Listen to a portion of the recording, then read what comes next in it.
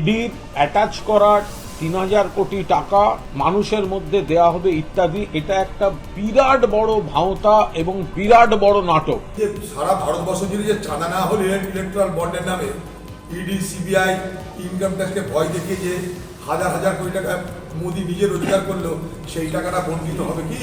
প্রধানমন্ত্রীর এই বক্তব্যকে আমরা স্বাগত জানাচ্ছি। বিরোধীরা তো নরেন্দ্র মোদীর প্রত্যেক ঘোষণাকেই ভাঁওতা বলেন।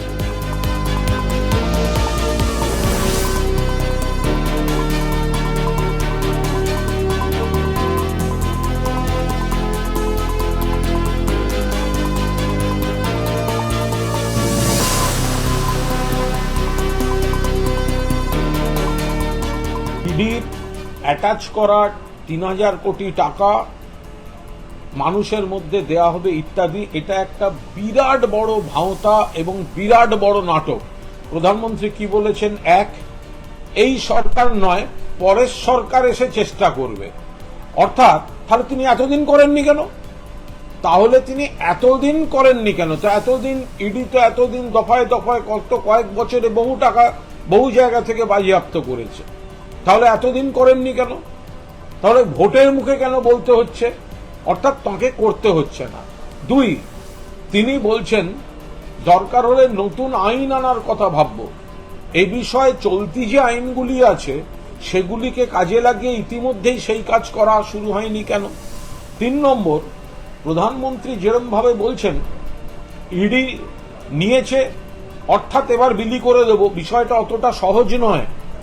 ইডির উপর অ্যাডজুডিকেটিং অথরিটি আছে, অ্যাডজুডিকেটিং অথরিটিও যদি সায় দেয়, কিন্তু তারপরে কোর্টে মামলা আছে।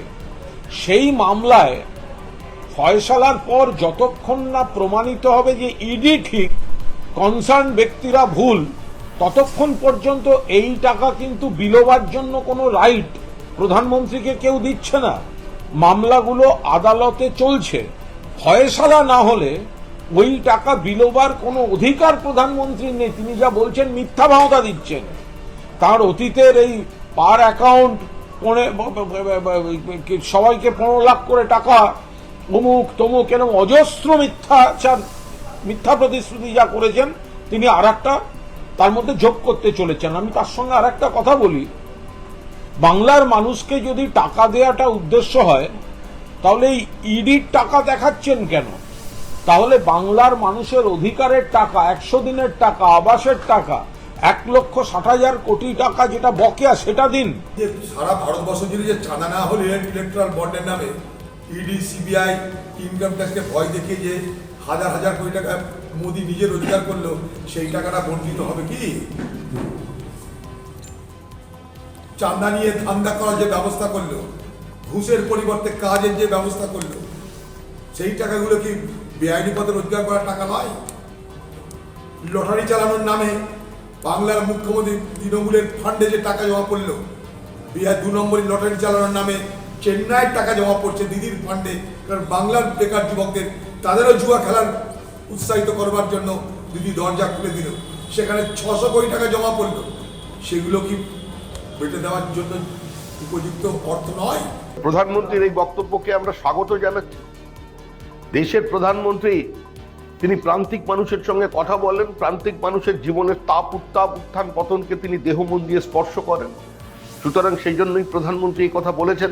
এবং আমরাও তো বারবার বলেছি, প্রান্তিক মানুষের যে টাকা লুট হয়েছে, মানুষের জীবন, মানুষের মুখের গ্রাস, মানুষের কষ্টার্জিত অর্থ, সোশ্যাল ওয়েলফেয়ার প্রজেক্ট থেকে মানুষের যে প্রাপ্য, যে মানুষের টাকা মানুষের কাছে ফিরে আসার মাঝখানে যে তৃণমূল কংগ্রেসের প্রাতিষ্ঠানিক লুট অন্তরায় হয়ে দাঁড়িয়েছিল, সেই টাকা আবার মানুষের মধ্যে ফিরিয়ে দিতে হবে, ছড়িয়ে দিতে হবে। এটা বিজেপির ঘোষিত অবস্থান। বিরোধীরা তো নরেন্দ্র মোদীর প্রত্যেক ঘোষণাকেই ভাঁওতা বলেন, আর এই ঘোষণার মধ্যে দিয়ে তারা নির্বাচনে প্রতিদ্বন্দ্বিতা করেন।